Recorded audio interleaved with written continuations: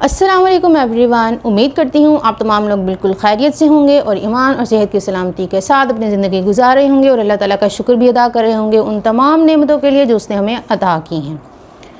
آج کا جو ہمارا ٹاپک ہے وہ میں کافی عرصے سے اس بارے میں سوچ رہی تھی۔ ویسے میں نے رمضان میں بھی اس بارے میں ایک ویڈیو بنائی تھی، لیکن وہ اسپیسیفکلی رمضان کے مطابق تھی۔ آج میں ایک جنرل ویڈیو بنانے لگی ہوں کیونکہ بہت سی ہماری بہنوں کا اس میں کوسچن ہوتا ہے اور ہمارے یہاں پر کافی مسکنسیپشنز بھی پائی جاتی ہیں اس بارے میں۔ تو جو میں بات کرنے والی ہوں وہ ہے مینسٹریشن یا پیریڈز میں قرآن پاک پڑھنے کے حوالے سے۔ جیسے کہ آپ سب کو شاید پتہ ہوگا کہ ہم نے ایک حفظ کلب سٹارٹ کیا تھا جس میں ہم لاسٹ جز جو ہے وہ یاد کرنے کی کوشش کر رہے ہیں تاکہ ہم رمضان میں قرآن پاک زیادہ سے زیادہ زبانی پڑھ سکیں۔ اس میں بھی کچھ بہنوں نے مجھے یہ سوال کیا کہ جیسے ہمارے پیریڈز ہیں تو کیا ہم یاد کر سکتے ہیں قرآن پاک یا ہمیں پڑھنا چاہیے یا نہیں۔ اس کے علاوہ بھی کافی لوگ کوسچن کرتے رہتے ہیں اور اکثر میں سوشل میڈیا پر جب دیکھتی ہوں تو کافی لوگوں نے اس بارے میں سوال کیا ہوتا ہے۔ اس میں کچھ لوگ جو ہیں وہ ایک ایکسٹریم پہ بالکل چلے جاتے ہیں کہ یہ بالکل ہی حرام ہے اور ہم تو ایک لفظ بھی نہیں پڑھ سکتے اور یہ نہیں کر سکتے وہ نہیں کر سکتے۔ دوسری طرف جو ہیں وہ لوگ کہتے ہیں کہ نہیں آپ پڑھ سکتے ہیں، ایسا کچھ نہیں ہوتا، اور لیکن وہ پھر آپس میں ان کی لڑائی ہو جاتی ہے بغیر کسی صحیح طریقے سے لاجیکلی بات کیے۔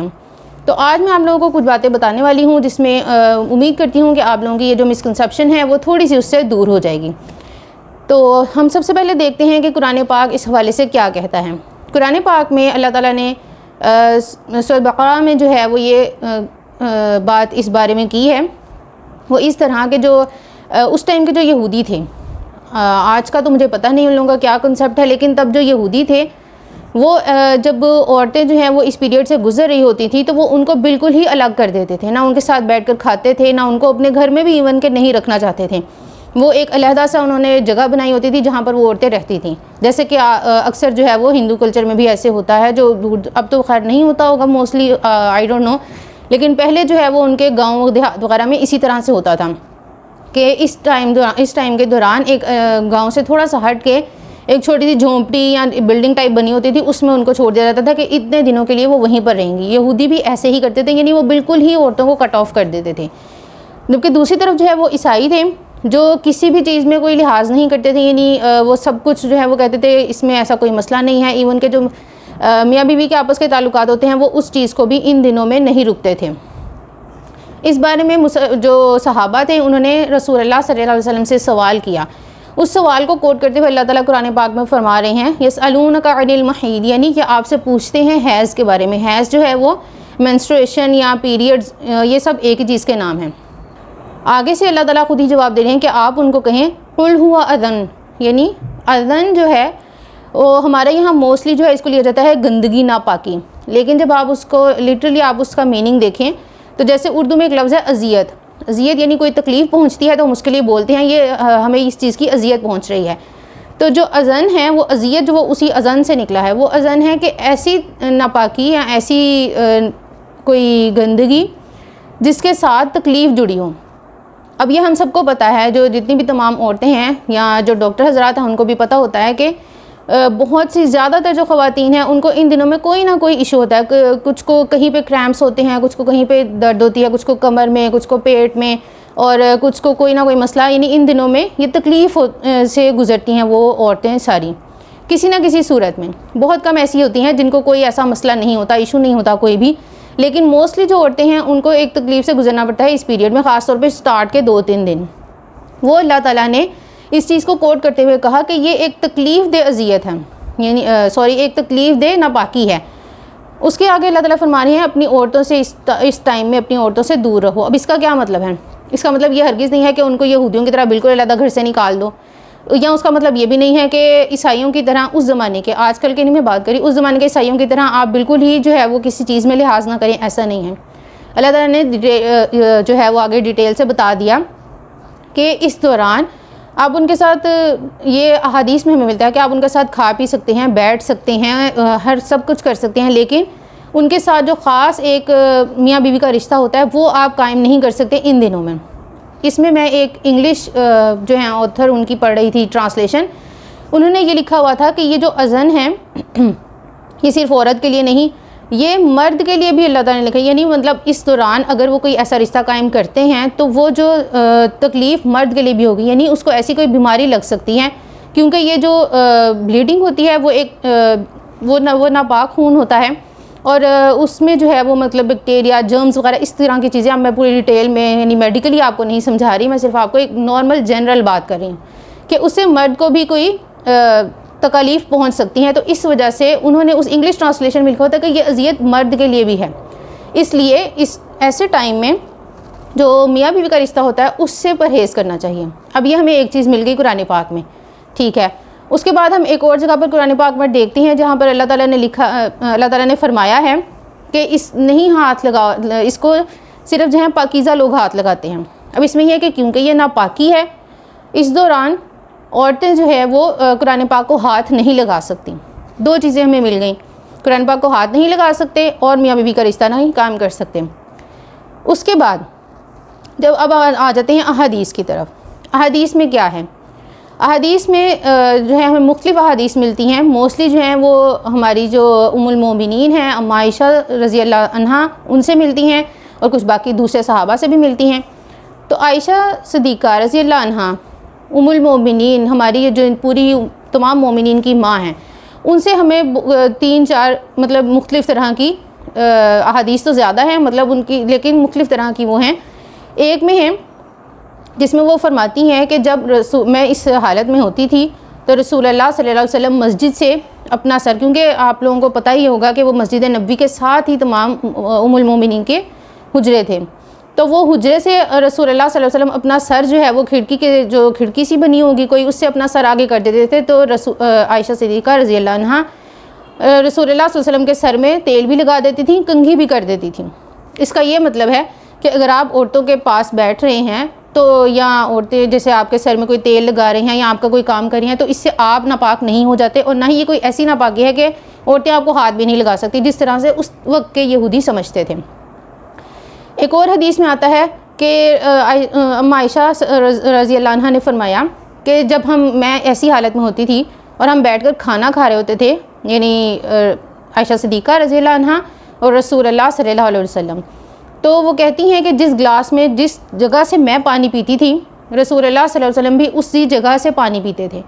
اور جو میں بوٹی کھا رہی ہوتی تھی تو جس جگہ سے میں نے بوٹی توڑی ہوتی تھی رسول اللہ صلی اللہ علیہ وسلم بھی اسی جگہ سے بوٹی توڑتے تھے. مطلب کہ کوئی ایسی یہ قباحت نہیں ہے کہ آپ عورتوں کو بالکل ہی علیحدہ کر دیں.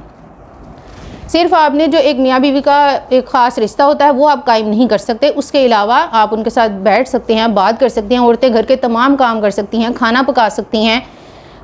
کھانا بچوں کو کھلا سکتے ہیں. یہ ایسی کوئی چیز نہیں ہے، کوئی اچھوت کی بیماری نہیں ہے کہ جس میں ہم کہیں کہ اس کو بالکل الگ کر کے رکھ دو اور ان دنوں میں جو ہے ہم ان سے بات بھی نہیں ہم نے کرنی، ایسا کچھ نہیں ہے. تو اس کے بعد ایک اور حدیث میں ہمیں ملتا ہے کہ رسول اللہ صلی اللہ علیہ وسلم کے ساتھ ام عائشہ رضی اللہ عنہا جو ہیں وہ گئیں حج پہ. تو ایک ٹائم پہ وہ آ کر وہ رونے لگ گئیں. تو رسول اللہ صلی اللہ علیہ وسلم نے پوچھا کہ کیوں رو رہی ہو، آپ کیوں رو رہی ہو؟ تو انہوں نے کہا کہ کاش کہ میں اس سال حج پر آئی ہی نہ ہوتی، میں نے حج کا ارادہ نہ کیا ہوتا. تو رسول اللہ صلی اللہ علیہ وسلم نے پوچھا کیا تمہارا حیض آ گیا ہے؟ تو انہوں نے کہا جی ہاں. تو رسول اللہ صلی اللہ علیہ وسلم نے فرمایا کہ یہ تو اللہ تعالیٰ نے آدم کی بیٹیوں کے لیے لکھ دیا ہے، یعنی انہوں نے ان کو کنسول کرنے کے لیے، ان کو تسلی دینے کے کہ ایسی کوئی بات نہیں ہے، کوئی بات نہیں، اگر آ گئی یہ اللہ کی طرف سے ہے، اس میں عورت کا کوئی بھی عمل دخل نہیں ہے، یہ اللہ کی طرف سے اگر آ گئے ہیں اس وقت پہ تو کوئی بات نہیں، صرف طواف کعبہ کے علاوہ حج کے تمام ارکان ادا کرو. اس سے ہمیں یہ بات بھی پتہ چل گئی کہ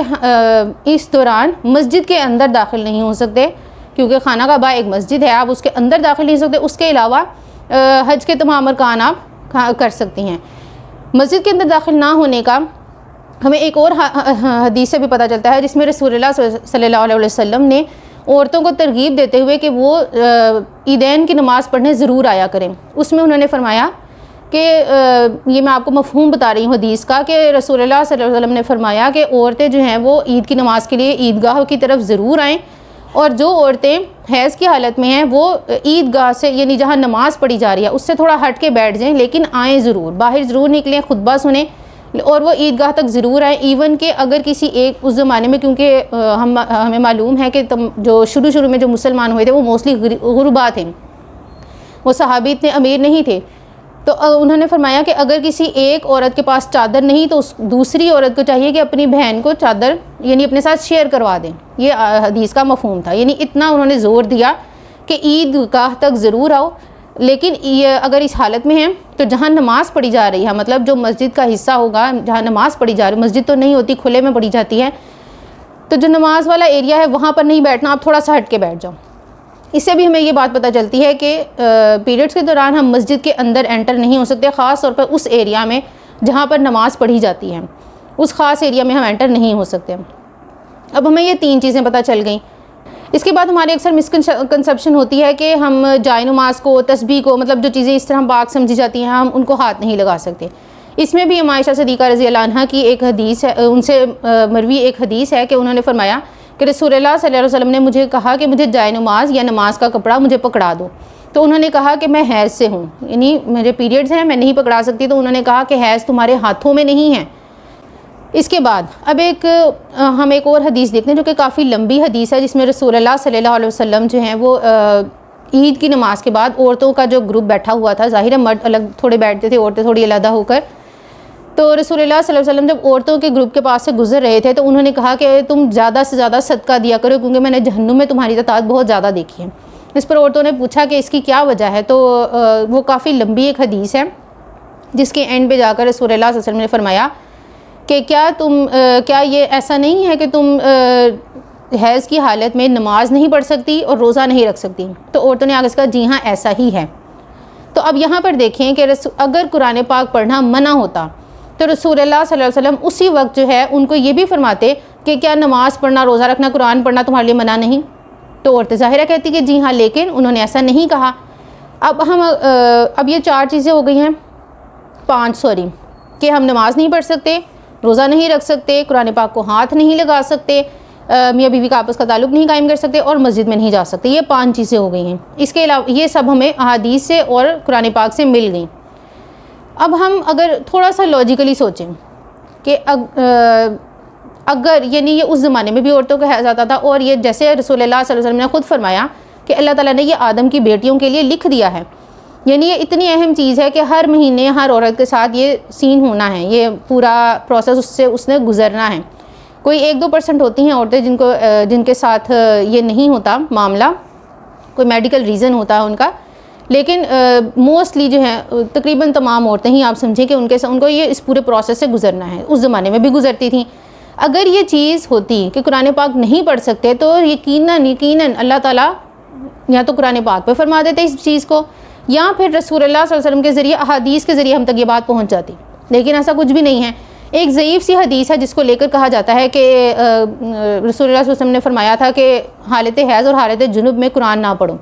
جبکہ یہ حدیث جو ہے وہ ضعیف ہے، اس کا اوتھینٹک سورس معلوم نہیں ہے، مطلب بیچ میں سے لنکس مسنگ ہیں، تو یہ ضعیف حدیث ہے. اس پر لہٰذا ہم ضعیف حدیث پر عمل نہیں کر سکتے، ہمیں اوتھینٹک حدیث چاہیے اس چیز کو منع کرنے کے لیے. اس بارے میں امام مالک، ابن تیمیہ اور امام احمد بن حنبل وہ تمام بھی اسی چیز پر ہیں کہ قرآن پاک جو ہے وہ حیض کے دنوں میں پڑھا جا سکتا ہے. دوسری طرف جو لوگ یہ کہتے ہیں یا جو علماء یہ کہتے ہیں کہ قرآن پاک نہیں پڑھ سکتے، وہ اس چیز کو بیس بناتے ہیں کہ کیونکہ نماز نہیں پڑھ سکتے، اور نماز میں ہم قرآن ہی پڑھتے ہیں، جب کھڑے ہوتے ہیں تو موسٹلی قرآن ہی پڑھتے ہیں، باقی آگے جا کر تو دعائیں وغیرہ ہیں، لیکن سٹارٹ میں ہم قرآن ہی پڑھتے ہیں. تو اس وجہ سے قرآن نہیں پڑھ سکتے کیونکہ نماز نہیں پڑھ سکتے، اور نماز میں قرآن ہی پڑھنا ہوتا ہے تو نماز بھی نہیں پڑھ سکتے. اب اگر ہم اس ویو کو لیں تو اب آپ یہ دیکھیں کہ اگر ہم اس ویو کو لیتے ہیں تو پھر نماز میں تو ہم دعائیں بھی پڑھتے ہیں، نماز میں تو ہم درود شریف بھی پڑھتے ہیں، تو اس کا مطلب وہ بھی سب کچھ چھوڑ دیں. جبکہ وہی علماء جو قرآن پاک کو منع کرتے ہیں پڑھنے کا، اس کو بیس بنا کر وہی علماء کہتے ہیں کہ آپ درود شریف پڑھ سکتے ہیں، آپ دعائیں پڑھ سکتے ہیں. تو یہ تو پھر تضاد ہوا ایک. یہ جو 2 اسکول آف تھاٹس ہیں یہ میں نے آپ کو بتا دیے ہیں. اگر آپ کو لگتا ہے یا اگر آپ کا دل نہیں مان رہا قرآن پاک پڑھنے کو، لیکن میں نے آپ کو اب پورا ڈیٹیل سے بتا دیا کہ قرآن پاک میں اور احادیث میں ہمیں کیا ملتا ہے اس بارے میں. اب پھر بھی اگر آپ کا دل نہیں مان رہا تو وہ آپ کی اپنی مرضی ہے، لیکن آپ اس بات کو کسی دوسرے کو تھوپ نہیں سکتے، آپ اس بات پہ کسی دوسرے کو فورس نہیں کر سکتے کہ نہیں تم نے بھی قرآن نہیں پڑھنا کیونکہ قرآن نہیں پڑھ سکتے. ٹھیک ہے. اور دوسری طرف جو لوگ اس بات کو مان رہے ہیں کہ اللہ تعالیٰ نے یا رسول اللہ صلی اللہ علیہ وسلم نے کہیں منع نہیں کیا، اس لیے ہم قرآن پاک پڑھ سکتے ہیں۔ وہ لوگ بھی دوسری اسکول آف تھاٹ والوں کو فورس نہ کریں کہ نہیں تم بھی پڑھو، کیونکہ قرآن پاک پڑھنا ہر مسلمان کے لیے ضروری ہے، اس کو پڑھنا، اس کو سمجھنا، اس پہ عمل کرنا۔ لیکن یہ نماز کی طرح، روزے کی طرح، حج کی طرح یہ فرض نہیں ہے کہ آپ نے روز جو ہے وہ اتنا حصہ ضرور پڑھنا ہے، کیونکہ یہ فرض نہیں ہے نا اتنا حصہ۔ جیسے نماز ہم نے دن میں 5 نمازیں ضرور پڑھنی ہیں، روزے ہیں تو ہم نے رمضان میں جو ہے وہ 30 روزے یا 29 روزے ضرور رکھنے ہیں۔ اس کی طرح سے یہ قرآن پاک جو ہے وہ فرض نہیں ہے کہ روز کا آپ نے اتنا پورشن ضرور پڑھنا ہے، تو اس لیے آپ کسی کو فورس نہیں کر سکتے کہ ضرور پڑھو۔ لیکن یہ جو مسکنسیپشن ہے کہ ہم قرآن پاک نہیں پڑھ سکتے، یہ جو ہے اس کو دور کرنا چاہیے۔ اور آپ کو اگر کسی سے بات کر رہے ہیں تو جس طرح میں نے آپ کو احادیث کا اور قرآن کا حوالہ دیا، آپ لاجیکلی کسی کے ساتھ بات کریں، لڑنے جھڑنے کی یا گالم گلوچ کی بالکل ضرورت نہیں ہے۔ آپ دوسرے کی بات بھی سنیں، اپنی بات اس کو سنائیں، اور اس کے بعد جس کا جو دل مان رہا ہے وہ اس کو کریں۔ آپ نے اپنی بات اس تک پہنچا دی، جیسے میں نے اپنی بات آپ تک پہنچا دی ہے، میں نے اپنا فرض پورا کر دیا جو مجھے معلوم تھا قرآن اور حدیث کے حوالے سے۔ اب آگے اگر آپ مان رہے ہیں یا نہیں مان رہے، وہ آپ کی اپنی مرضی ہے، میں آپ کو فورس نہیں کر سکتی، میں آپ پہ یہ تھوپ نہیں سکتی جیسے کہ قرآن پاک میں ہے کہ دین میں جبر نہیں ہے۔ میں اپنی بات آپ کو قرآن اور حدیث کے حوالے سے بتا دی، اب آگے آپ کی مرضی، آپ اس کو مان رہے ہیں یا نہیں مان رہے۔ اس کے علاوہ ایک بات یہ بھی دیکھی جاتی ہے کہ جو اکثر لوگ یہ کہتے ہیں کہ اگر آپ قرآن پڑھ رہے ہیں تو آیتیں توڑ کے آپ بیچ میں سے پڑھیں، جیسے کہ اگر آپ ایک پوری آیت، جیسے 4 لفظوں کی پوری آیت ہے تو آپ 2 کر کے پڑھیں، سانس توڑ کے پڑھیں، اس کا بھی ہمیں کہیں نہیں ملتا۔ ہاں یہ ضرور ہے کہ جو علماء ہیں وہ یہ کہتے ہیں کہ باواز بلند نہ پڑھا جائے عام روٹین میں، لیکن جیسے کوئی ٹیچر ہے یا کوئی اسٹوڈنٹ ہے جس کو یعنی ٹیچر ہے تو اس نے بچوں کو پڑھانا ہے تو اس کے لیے ضروری ہے کہ وہ تھوڑا اونچی آواز میں پڑھیں، بچے ہیں تو ان کے لیے ضروری ہے کہ وہ ٹیچر کو سنائیں، تو اس کے لیے ضروری ہے کہ وہ اونچی آواز سے پڑھیں، تو وہ اونچی آواز سے پڑھیں، یعنی جب آپ کی مجبوری ہے۔ لیکن اگر آپ نے عام روٹین میں اگر آپ پڑھ رہے ہیں تو وہ آپ اونچی آواز سے نہ پڑھیں، تھوڑی آہستہ آواز سے پڑھ لیں، ٹھیک ہے، یہ ضرور ملتا ہے ہمیں۔ لیکن لفظوں کو توڑ کے پڑھنا یا سانس لے کر پڑھنا، اس طرح کا جو ہے وہ نہیں، ہمیں کہیں بھی نہیں ملتا، نہ کسی علماء وغیرہ سے بھی نہیں ملتا۔ تو یہ اب ہم نے اس پوری ویڈیو میں اب ہم نے یہ دیکھ لیا کہ 5 چیزیں ایسی ہیں جو کہ منع ہیں: نماز پڑھنا، روزہ رکھنا، مسجد کے اندر داخل ہونا، قرآن پاک کو ہاتھ لگانا، اور میاں بیوی کا آپس کا جو تعلق ہے اس کو قائم کرنا۔ اس کے علاوہ جو ہے قرآن پاک پڑھنے کا کوئی مسئلہ نہیں ہے، دعائیں پڑھنے کا، درود شریف پڑھنے کا، جائے نماز کو ہاتھ لگانے کا، کھانا پکانے کا، یا جو ہے گھر کا کوئی اور کام کرنے کا، کسی بھی قسم کا کوئی بھی ہمارے اوپر ریسٹرکشن نہیں ہے۔ آپ ایزی ہو کر سکتے ہیں سارے کام۔ اللہ تعالیٰ جو ہے وہ اپنی مخلوق سے محبت کرتے ہیں، وہ ان کے اوپر کوئی بوجھ نہیں ڈالنا چاہتے۔ اور یہ جو 4-5 چیزیں منع کی گئی ہیں، یہ بھی اگر آپ ایک طرح سے دیکھیں تو یہ اللہ تعالیٰ کی ہمارے اوپر رحمت ہے، کیونکہ جب سٹارٹ میں کچھ لوگوں کو جو ہے وہ صرف 2-3 دن کے لیے تھوڑی پینز وغیرہ ہوتی ہیں، اور کچھ کو پورے 7 دن یا 8 دن جتنا ان کا ٹائم پیریڈ ہے اس میں ان کو کوئی نہ کوئی ڈسکمفرٹ رہتا ہے، کبھی کوئی پین ہو رہی ہے، کبھی کریمپس پڑ گئے ہیں، کبھی باڈی ایک ہو رہا ہے، کچھ بھی ایسا ہو رہا ہے، ان کو پورے اتنے دنوں میں رہتا ہے یہ۔ تو اس وجہ سے یہ اللہ تعالیٰ کی رحمت ہے ہمارے اوپر کہ اس نے ہمیں منع کر دیا کہ آپ ان دنوں میں نماز نہ پڑھیں، اور وہ نماز جو ہم نے نہیں پڑھی اس کا ہم نے دوبارہ اس کو رپیٹ بھی نہیں کرنا، ہم نے اس کی قضا ادا نہیں کرنی۔ روزوں کی کرنی ہے لیکن نماز کی ادا نہیں کرنی، کیونکہ روزے تو سال میں ایک بار آتے ہیں، نماز اپنے ہر روز پڑھنی ہے۔ تو اگر ہم اس طرح دیکھیں تو ہماری تو 7 دن کی 35 نمازیں اکٹھی ہو جائیں پڑھنے کے لیے، تو ہم سے تو پڑھی ہی نہیں جائیں گی۔ تو یہ اللہ تعالیٰ کا بہت زیادہ کرم ہے ہمارے اوپر کہ اس نے ہمیں اس چیز کی چھوٹ دے دی ہے۔ اس لیے پازیٹیو رہیں، اللہ تعالیٰ جو بھی کرتے ہیں وہ ہمارے لیے بہتر ہوتا ہے، اور اچھی بات کو دوسروں تک پہنچائیں۔ تو امید کرتی ہوں کہ آپ لوگوں کو یہ جو ہے سمجھ آ گئی ہوگی، اور کہ یہ پورا جو مسکنسیپشن ہے یہ کیوں ہے، اور قرآن اور حدیث ہمیں اس حوالے سے کیا کہتے ہیں، اور آپ یقیناً دوسروں تک بھی اس چیز کو پہنچائیں گے۔ تو اگر آپ کو یہ ویڈیو اچھی لگی ہو، آپ کو اس میں کچھ انفارمیٹیو لگا ہو، آپ کو کچھ سمجھ آئی ہو، تو آپ اس کو لائک کر دیجئے، دوسروں کے ساتھ شیئر کر دیجئے۔ اور دوسرا یہ کہ اگر آپ کے کوئی بھی کویسچن ہیں، ابھی بھی اگر آپ کو کسی کویسچن میں اگر آپ کا مائنڈ کلیئر نہیں ہوا تو آپ مجھے کمنٹ سیکشن میں پوچھ سکتے ہیں، لیکن بدتمیزی کرنے سے، گالم گلوچ کرنے سے بالکل پرہیز کریں، کسی کے ساتھ بھی نہ کریں، چاہے آن لائن ہو یا آف لائن ہو۔ اور اس کے علاوہ میرا جو نیوز لیٹر ہے اس کا لنک میں نے ڈسکرپشن میں ایڈ کر دیا ہے، اور میرا جو واٹس ایپ کا چینل ہے اس کا لنک بھی ڈسکرپشن میں ہے، آپ ان دونوں کو جوائن کر سکتے ہیں۔ اللہ حافظ۔